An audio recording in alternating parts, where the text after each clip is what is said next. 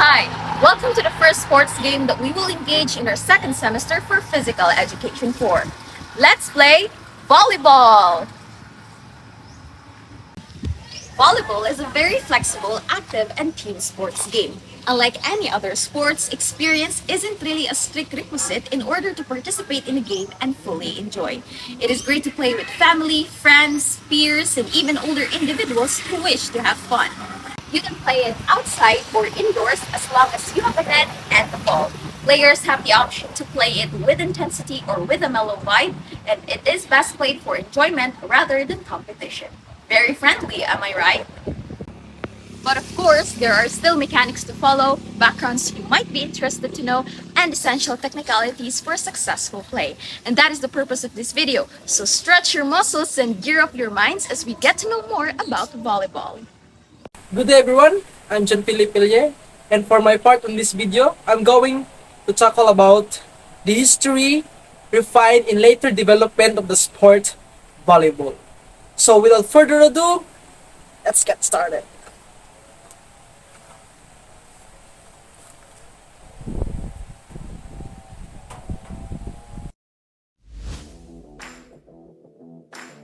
On 1895, February 9, in Holyoke, Massachusetts, USA, William G. Morgan, a YMCA Physical Education Director, created a new game called Mentonet as a pastime to be played preferably indoors and by any number of players.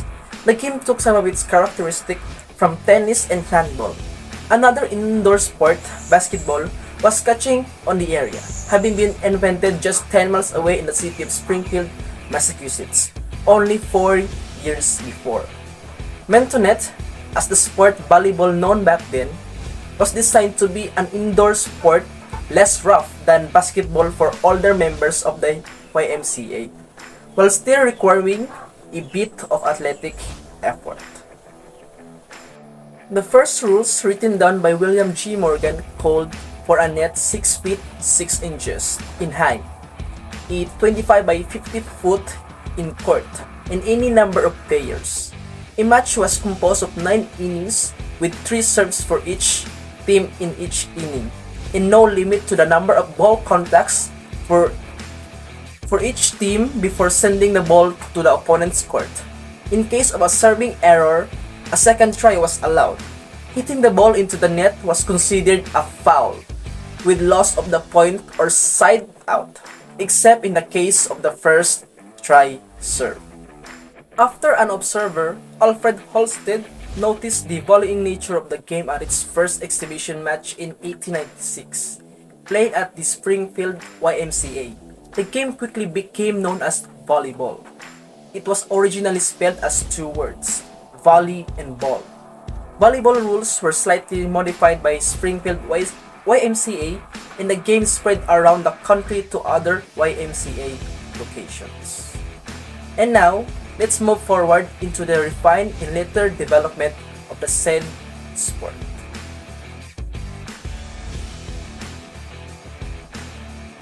The first official ball used in volleyball is disputed.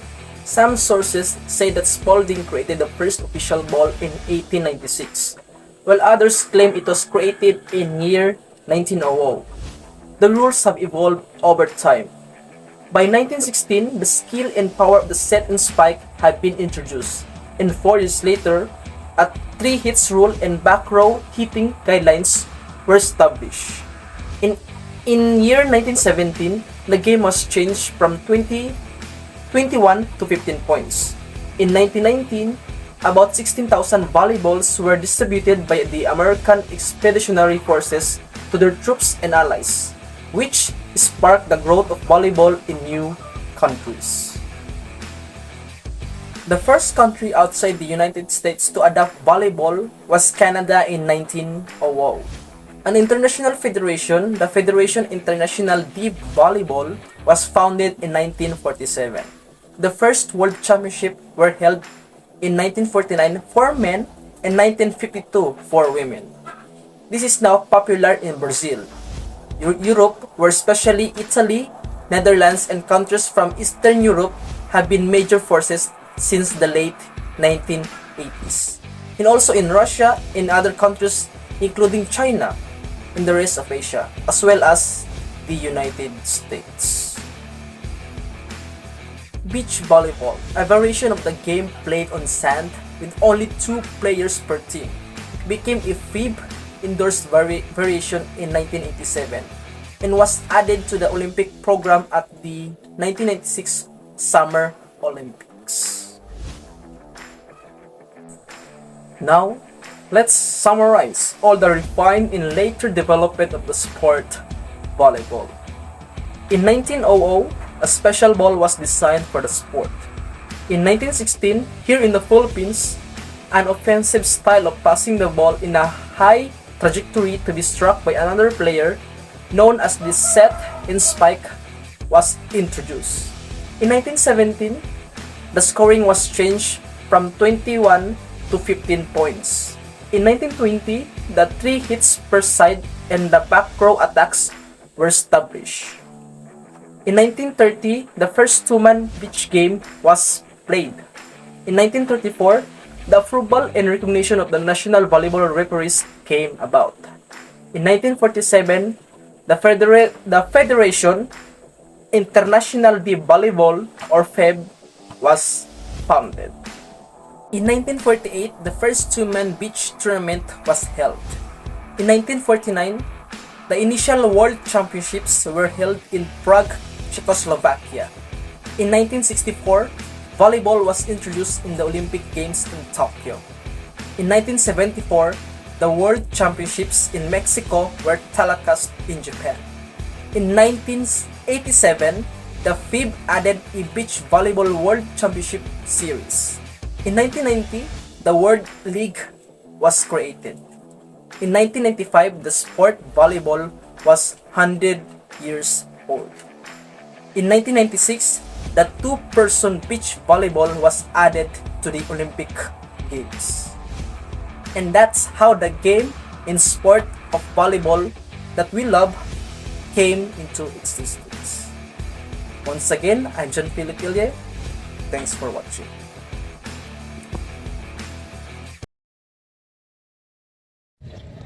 In volleyball, there are 2 teams of 6 players who will play inside the court. And the objective of the game is each team will attempt to get the ball across the net using any part of their body above the waist. Usually, ang gamitin naman nato is ang atong kamot and make the ball hit the floor on the opponent's side of the court so that the opposing team cannot return it and you will have to score. A team is allowed to hit the ball 3 times, meaning it's a violation for a team to hit the ball 4 times before returning it. Maong dapat paningkamutan sa players nga mabalik ang ball sa pikas nga team. The teams are permitted to block the ball as it comes across the net, and this contact does not count towards the 3 contact limit. For example, If the ball is blocked back into the opponent's court and the attacking player contacts the ball, it would be a first contact. Magpadayon ra gihapon ang game. a player is not allowed to hit the ball twice in a row. Like for example, except when attempting a block. The rally continues until the ball touches the ground or floor, goes out, or a team fails to return it to the opponent's court or commits a fault. There is no time limit on a game of volleyball, but there are sets. A team will usually have to win 2 or of 3 sets, or for international and tournament games, usually 3 of 5 sets to win the game. There is a break of 3 minutes between sets, and coaches may call 2 30-second maximum timeouts in each set. Players can be called to the side of the court for instruction. There are 2 types of scoring volleyball. The first one is rally point scoring, and the second one is side-out scoring. Let us begin with the rally point scoring. In this type of scoring, the team winning a rally scores a point. The word rally means when the receiving team wins the rally, they gain a point and right to serve, and the players on their team rotate 1 position clockwise. If the serving team wins the rally, they win a point and serve again. This means that both the serving team as well as the receiving team can score a point every time. The best of 3 or best of 5 games will win matches. Each non-deciding game will be won by the team that first scores 25 points with a minimum 2-point advantage. So if the score reaches 24-24 or what we call gatay, the set continues until one team leads by 2 points. If there is a deciding game, it will be won by the team that first scores 15 points with the same requirement of a 2-point advantage. This system is used for major competitions. Now let's talk about the side-out scoring. Only the serving team may score a point except in the deciding game when rally point scoring is used. When the receiving team wins a rally, it gains the right to serve, also scoring a point in the deciding game, and its player rotate one position clockwise. Rotation ensures that players play at both the net and the back zone of the court. A team wins a game by scoring 15 points with a 2-point advantage and wins the match by winning the best of 3 or 5 games. In the event of 16-16 or nagtay, the team scoring the 17th point wins a non-deciding game with only a 1-point advantage. In deciding gameplay continues until one team is 2 points ahead. Now let's talk about serving. The ball is served by the back right-hand player across the net. One player from the serving team stand behind the end line anywhere on his or her side of the court, but usually the serving team stands at the back right side of the court. So if ikaw ang mo serve, dapat sa gawa sa end line ka mo serve, dili kay mo anha sa sud sa line. The player uses the right hand to hit the ball and dapat mahit na sa player ang ball before stepping on or over the end line. If the ball hits the net and comes back on the serving team's court, it is not a legal serve and result in a point for the opponent. Therefore, the player need to send it over the net to the other team's side because the purpose of serving is to start the game and give the serving team an opportunity to score points.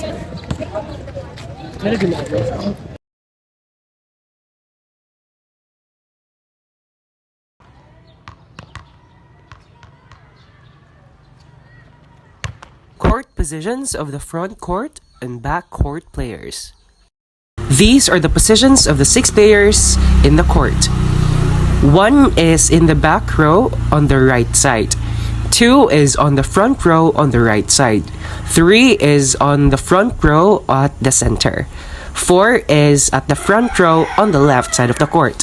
5 is on the left side of the court at the back row. 6 is at the center of the court at the back row.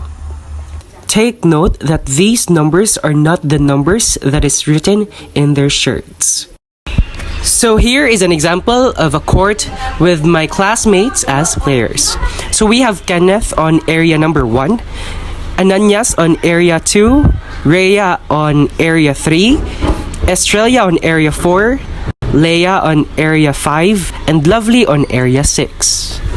If the team is serving, then the person that is on the area 1 will be the one to serve.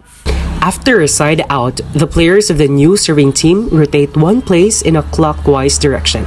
The player from position 2 becomes the server and takes up position 1 on the court. Line position. The team to serve first is decided by a toss of coin. The captain of the team which win the toss coin can choose either to serve or which side of the court to play on. At the moment that the ball is hit by the server, the player must be in their own court and in line, not necessarily straight but 2 distinct lines. The back row players must be further from the net than the front row players.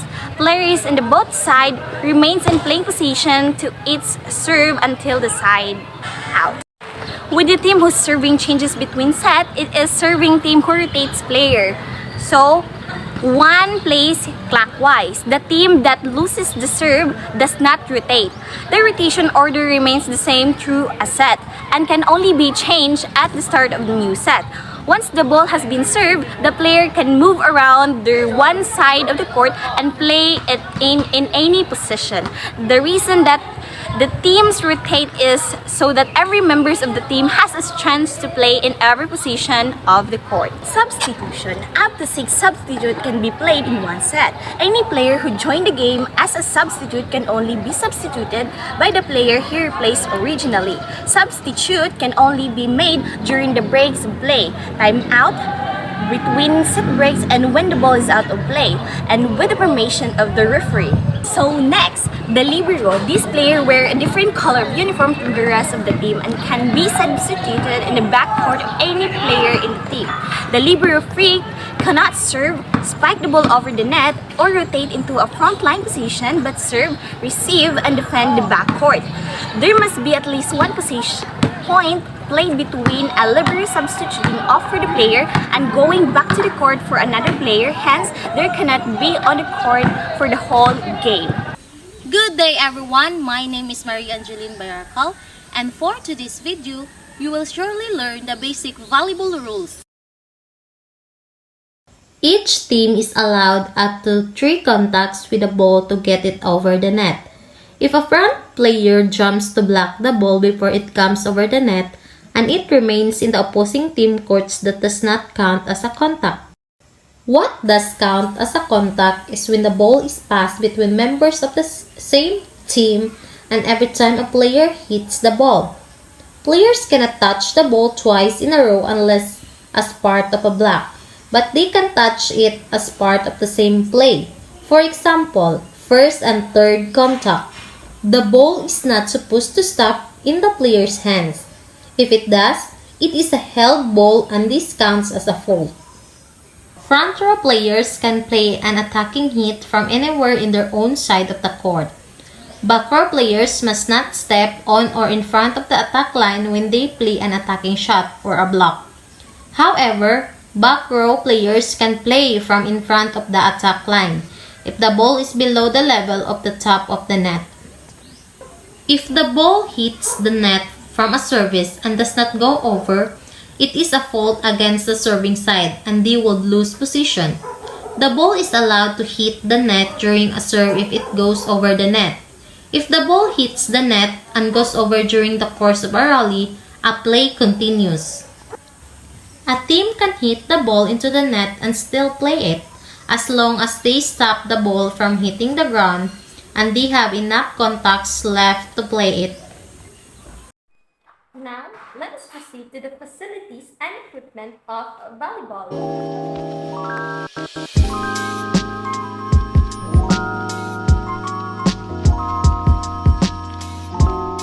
Ball is an essential piece of equipment you're going to need if you want to actually play the game is the volleyball itself.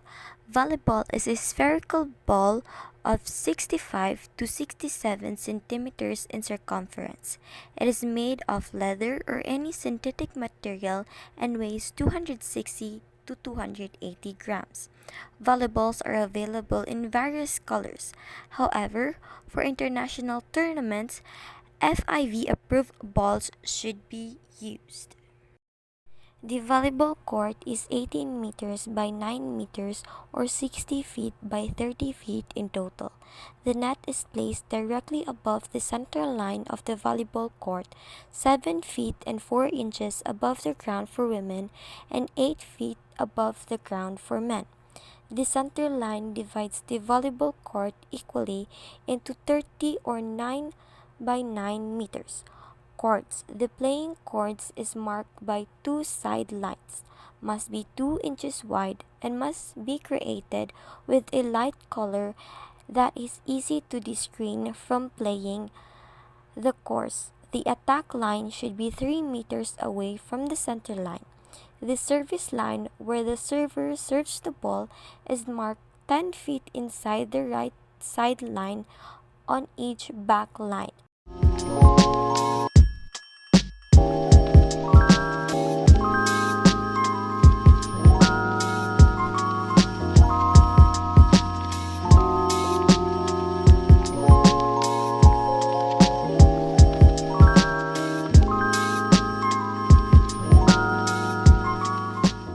Equipment is the volleyball net. A regulation net is 1 meter wide and 9.5 meters long.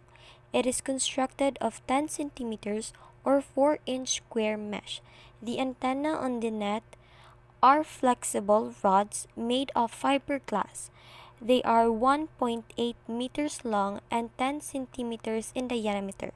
The upright poles used to hold the nets should have padding, as does the official stand. The volleyball net is placed directly above the center line, 7 feet and 4 inches above the ground for women and 8 feet above the ground for men.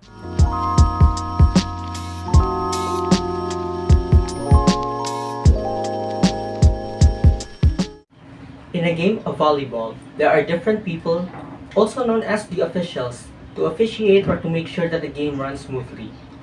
The first official is known as the referee, in which he or she sits atop a high chair overlooking the court. Simply put, he or she is between the net. The second official would be the second referee, in which he or she is opposite to the side of the first referee, meaning that they are close to the table or close to the scorer.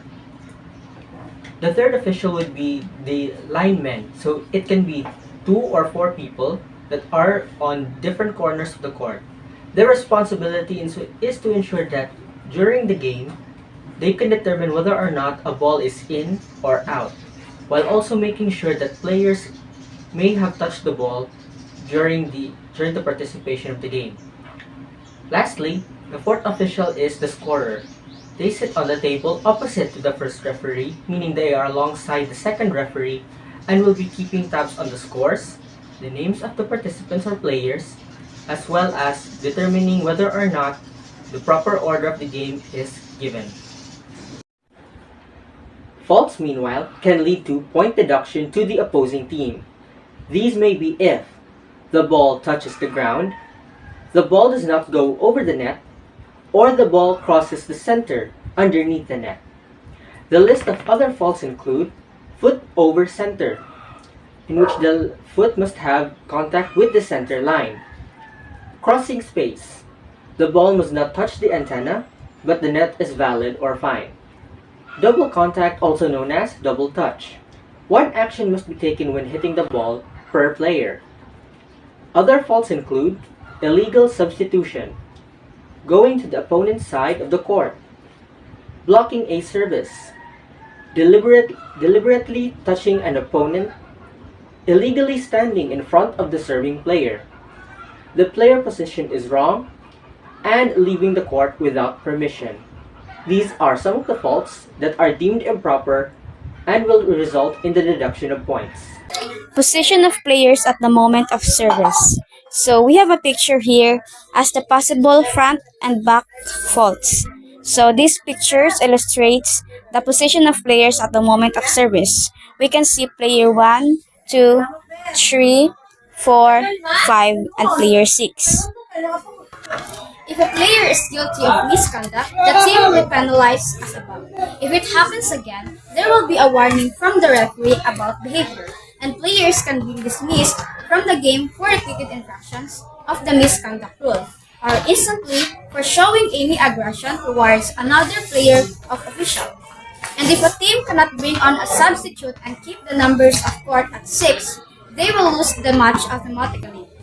And take note that if 2 opposing players commit faults at the same time, they cancel each other out and the ball is replayed from the last service. So other errors and faults. So first is the ball lands out of the court in the same court as the team that touches it last, under the net to the opposing team's or court. Or the ball touches the net at tennis, the ball may also not pass over or outside the tennis even if it lands in the opposite courts. Second is the same player touches the ball twice in succession. Third is a player touches the net with any part of his or her body or clothing while making a play on the ball with the exception of the hair. Hello guys, this is Maridian Gamos, and at this point we will discuss about the gameplay of volleyball. Volleyball is played between 2 teams of 6 players each. The game begins with a coin toss to determine the serving team. The serving team starts by serving the ball over the net to the opposing team's court. The receiving team then has up to 3 contacts to return the ball over the net. Typically, this involves a bump or pass, a set, and a spike. The team on offense aims to attack, while the defending team tries to block and dig. The game continues in this manner until the ball touches the court or an error is made. A ball is considered in if any part of it touches the playing court, including boundary lines. There are specific rules regarding the ball handling, blocking, penetration under the net, and screening, all enforced by the referee. Here are other important things to remember in playing volleyball. In volleyball, teams alternate between offense and defense. The attacking team tries to score by sending the ball over the net, while the defending team aims to block or dig the ball to prevent it from hitting the court. The game continues until the ball lands inbounds or an error occurs. Specific rules govern actions like going after the ball outside the antennas and handling consecutive contacts. Penetration under the net is allowed if part of the body's player remains on the other side, but screening is only penalized if it obstructs the play.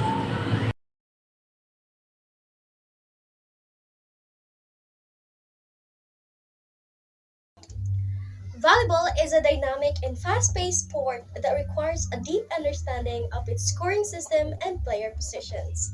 Hi everyone, I am Kathy Jane Dior, and in this report, we will delve into the intricacies of volleyball scoring, focusing on the rules and regulations that govern how points are earned during a match. Additionally, we will also explore the unique role of the libero position in volleyball, examining the responsibilities and limitations of this specialized player on the court.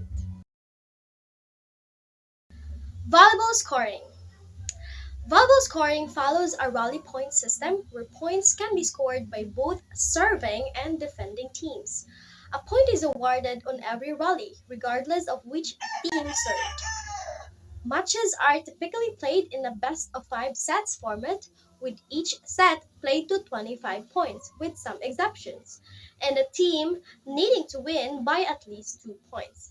Understanding the nuances of scoring, such as side outs, rotations, and substitutions, is crucial for players and coaches to strategize effectively during a game.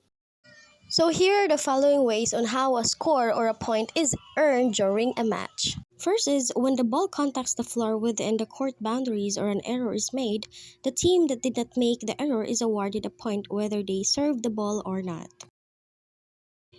If the team that won the point did not serve the previous point, the players of the team rotate their position on the court in a clockwise manner.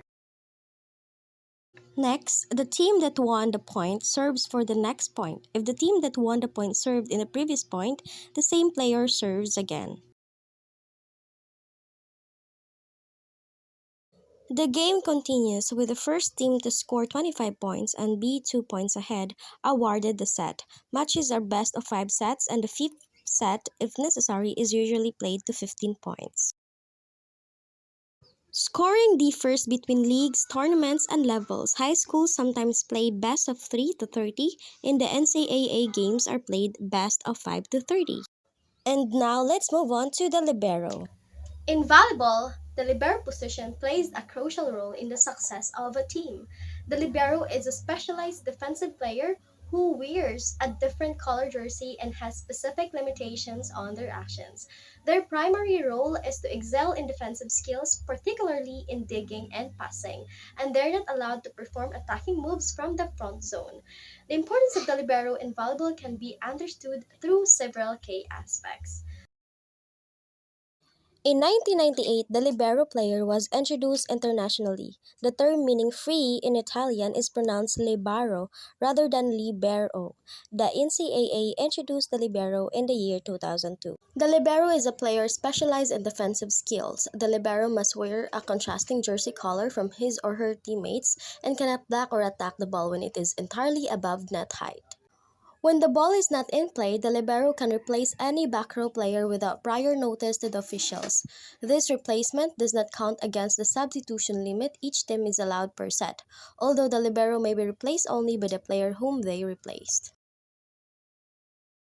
The libero may function as a setter only under certain restrictions. If he or she makes an overhand set, must be standing behind and not stepping on the 3-meter line.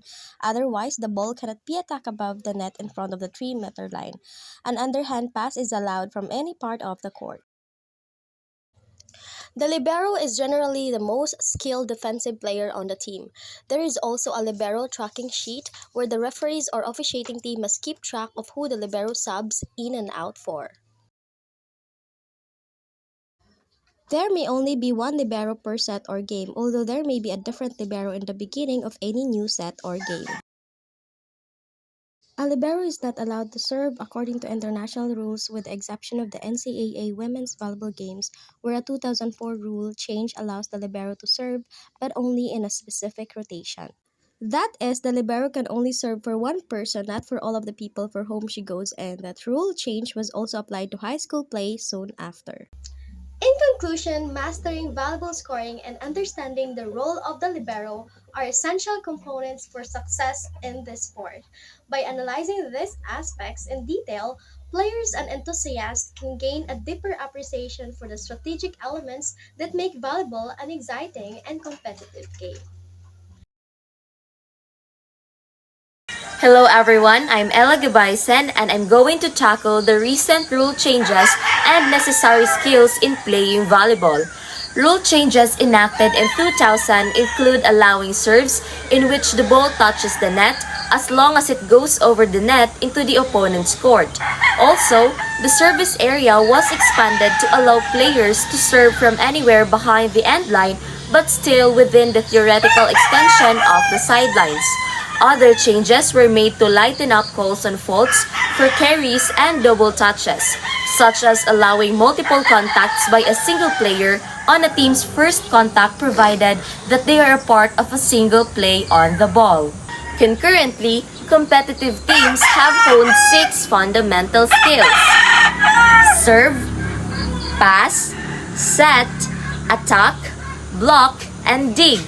Each of the skills encompasses various techniques that have become the standard practice in high-level volleyball, contributing to the evolution of the sport and the abilities of its players. A player stands behind the end line and serves the ball in an attempt to drive it into the opponent's court. His or her main objective is to make it land inside the court. It is also desirable to set the ball's direction, speed, and acceleration so that it becomes difficult for the receiver to handle it accurately. A serve is called an ace when the ball lands directly into the court or travels outside the court after being touched by the opponent.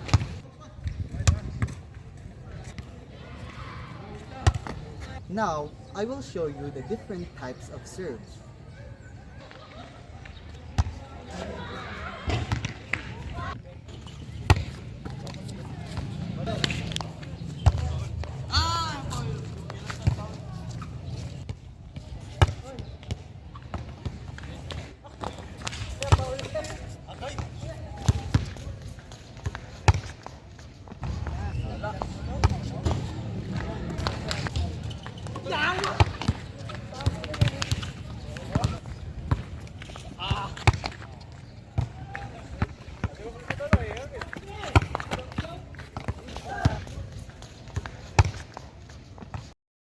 Pass.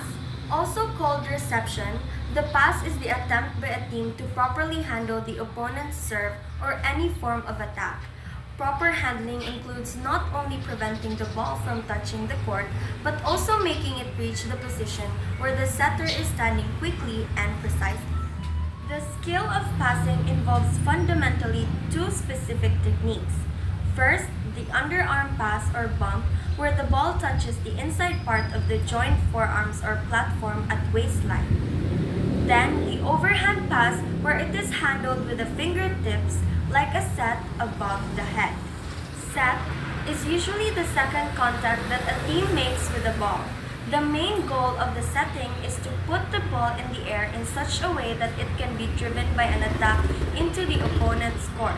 The setter coordinates the offensive movements of a team and is the player who ultimately decides which player will actually attack the ball. A spike refers to a play where a player jumps and strikes the ball with force over the net into the opponent's court. The main goal of an attack is to produce a shot that is difficult for the opposing team to return, ideally scoring a point. The player who performs the attack is often called the attacker or hitter. The attack is one of the most exciting and dynamic moves in the volleyball.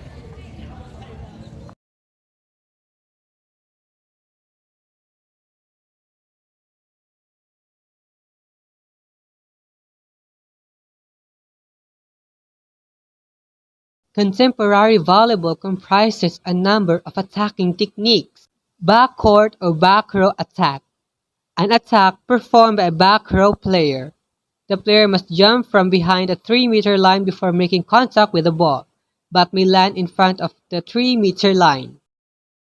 Line and cross-court shot refers to whether the ball flies in a straight trajectory parallel to the sidelines or crosses through the court in an angle. A cross-court shot with a very pronounced angle, resulting in a ball landing near the 3-meter line, is called a cut shot. Deep, dink, tip, or cheat. The player does not try to make a hit, but touches the ball lightly so that it lands on an area of the opponent's court that is not being covered by the defense. Tool, wipe, or block abuse. The player does not try to make a hard spike, but hits the ball so that it touches the opponent's block and then bounces off court. Off-speed hit. The player does not hit the ball hard, reducing its acceleration and thus confusing the opponent's defense. Quick hit or one. An attack, usually by the middle blocker, where the approach and jump begin before the setter contacts the ball. The set, called a quick set, is placed only slightly above the net and the ball is struck by the hitter almost immediately after leaving the setter's hand. Quick attacks are often effective because they isolate the middle blocker to be the only blocker on the hit. Slide. A variation of the quick hit that uses a low back set. The middle hitter steps around the setter and hits from behind him or her.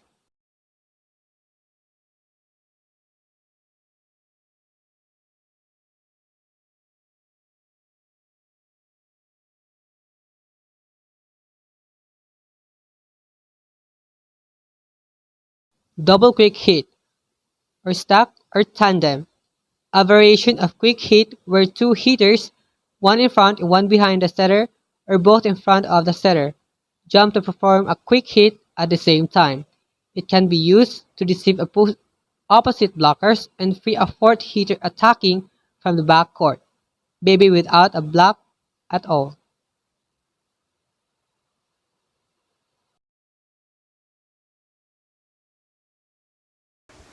So now, let's proceed to block. So blocking refers to the actions taken by players standing the net to stop or alter an opponent's attack. So a block that is aimed at completely stopping an attack, thus making the ball remain in the opponent's court, is called offensive. A well-executed offensive block is performed by jumping and reaching to penetrate with one's arm and hand over the net and into the opponent's area. So blockers should be in ready positions to block with arms up, with elbow out in front of you, with their palm facing the net about eye level. So players should be ready to jump and block the ball at any second because the ball can come over unexpectedly.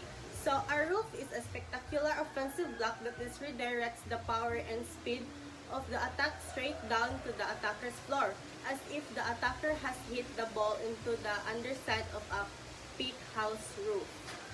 So it is also called a defensive or soft block if the goal is to control and deflect the hard-driven ball up so that it slows down and becomes more easy to defend it. So blocking also classified accounting to the numbers of players involved. Thus, one may speak out of single or solo, double or triple block. So a successful blocking does not always result in a roof, and many times that does not even touch the ball. Block was a successful when the attacker is roofed, a block that consistently forces the attacker away from his or her power or preferred attack into a more easily controlled shot by the defense is also a highly successful block. So next is dig. So what is dig? So digging is a defensive bump that keeps the ball from hitting the floor when it's sent to your side of the court with offensive attack. It is usually a spike. So in many aspects, this skill is similar to passing or bumping. So to dig, the players must anticipate the spike and be prepared to quickly dive in any directions. So a player may sometimes perform a dive, for example.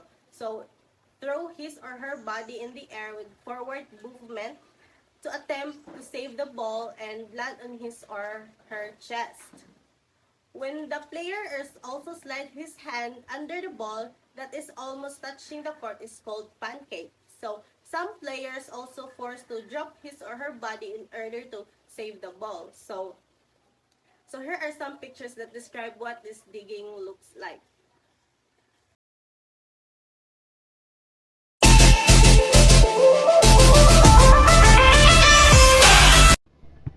Coaching in volleyball. Coaching in volleyball is classified into two main categories, the match coaching and the developmental coaching. The match coaching focuses on winning matches by strategizing and managing the team's performance during games. On the other hand, the developmental coaching prioritizes player growth by enhancing fundamental skills through drills during exercise. These drills aim to enhance several aspects of the game, such as footwork, positioning, ball control, and teamwork, by stimulating match scenarios. Coaches adjust their training methods according to the team's strategic needs and the players' developmental stages. The American Volleyball Coaches Association, which is the largest organization that plays a significant role in providing resources and support for volleyball coaches worldwide.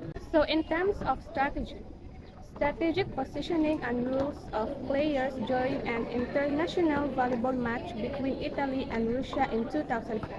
It illustrates the tactical nuances involved in both offensive and defensive setups. The positioning of players, the rules, and movements are crucial elements of volleyball strategy aimed at maximizing the team's chances of scoring points while defending against the opponent's attacks.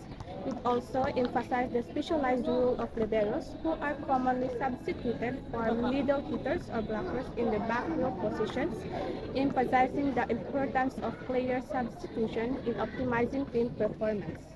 In volleyball, teams typically consist of 5 positions, each with different roles crucial to winning matches. The first one is the setters. They are primarily responsible for organizing the team's offense.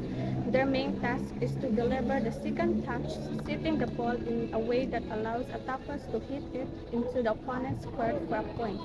Setters work closely with hitters to coordinate attacks, manage the tempo of the team's play, and select the best attackers to set point. The second one is the liberos. These players specialize in defense, particularly in receiving serves and attacks. They typically have the fastest reaction times and top passing skills on the team. The term libero means free, indicating their flexibility to substitute for any other player during each play.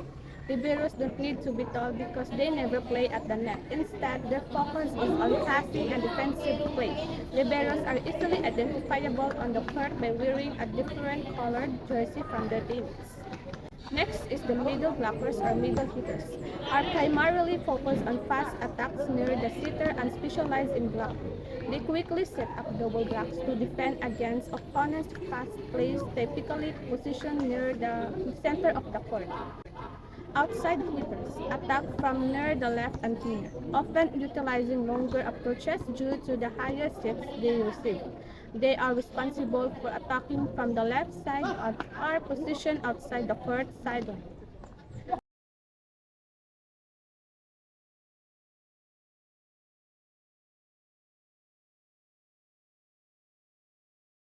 The last one is the opposite hitters, also known as the right side hitters. They are the offensive burden for the team.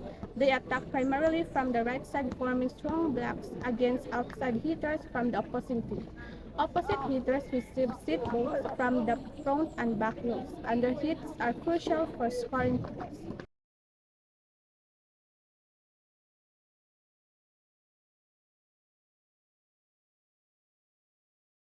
Each position complements the others, and their collective performance determines the team's success. Success in volleyball relies on the synergy and effectiveness of all positions working together seamlessly.